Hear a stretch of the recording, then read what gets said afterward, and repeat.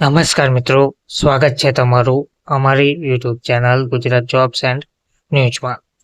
મિત્રો, પીએફ ધારકો અને ઈએસઆઈસી ધારકો માટે સારા સમાચાર સામે આવ્યા છે. ઈપીએફઓ અને ઈએસઆઈસી ગ્રાહકો માટે ખૂબ જ મહત્વના સમાચાર સામે આવ્યા છે. હવે તેઓ આ કામ ઈ-વોલેટ દ્વારા પણ કરી શકશે. વિગતવાર માહિતી જોઈએ તો રિટાયરમેન્ટ ફંડ બોડી ઈપીએફઓ અને એમ્પ્લોઈઝ સ્ટેટ ઇન્સ્યોરન્સ કોર્પોરેશન ઈએસઆઈસીના ગ્રાહકો માટે એક મહત્વની અપડેટ સામે આવી છે. વાસ્તવમાં સબસ્ક્રાઇબર્સ હવે ઈ-વોલેટ દ્વારા દાવાની પતાવટની રકમને એક્સેસ કરી શકશે. આ માહિતી શ્રમ અને રોજગાર મંત્રાલયના સચિવ સુમિતા ડાવરાએ આપી છે. અધિકારીએ શું કહ્યું છે તો એમ્પ્લોય પ્રોવિડન્ટ ફંડ ઈપીએફના ઝડપી ઉપાડ અંગેના એક પ્રશ્ન પર સુમિતા ડાવરાએ કહ્યું છે કે આ વીમાધારક વ્યક્તિ યોગદાનકર્તા માટે ખૂબ જ રસનું ક્ષેત્ર છે. તે કેવી રીતે તેના પૈસા વધુ સરળતાથી ઉપાડી શકે છે.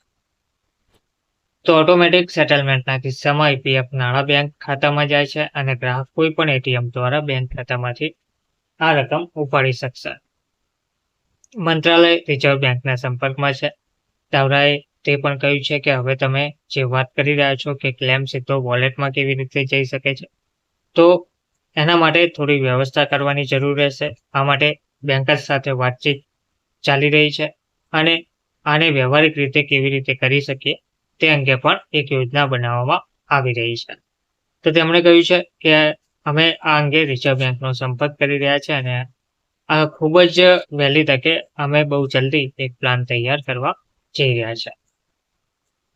તેમાં આ લોકોને 31 જાન્યુઆરી સુધી છૂટ મળે છે.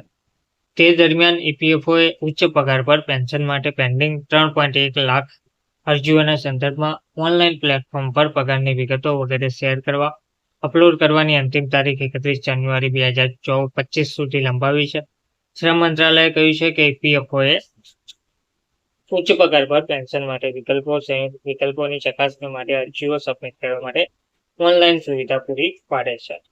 તો સુપ્રીમ કોર્ટના 4 નવેમ્બર 2022ના આદેશમાં પાલનમાં આ સુવિધા 26 ફેબ્રુઆરી 2023ના રોજ પાત્ર પેન્શનરો અથવા સભ્યો માટે શરૂ કરવામાં આવી હતી અને તે 3 મે 2023 સુધી જ ઉપલબ્ધ કરવાનું હતું. બાદમાં તેનું સતત વિસ્તરણ થવા લાગ્યું હતું. ધન્યવાદ.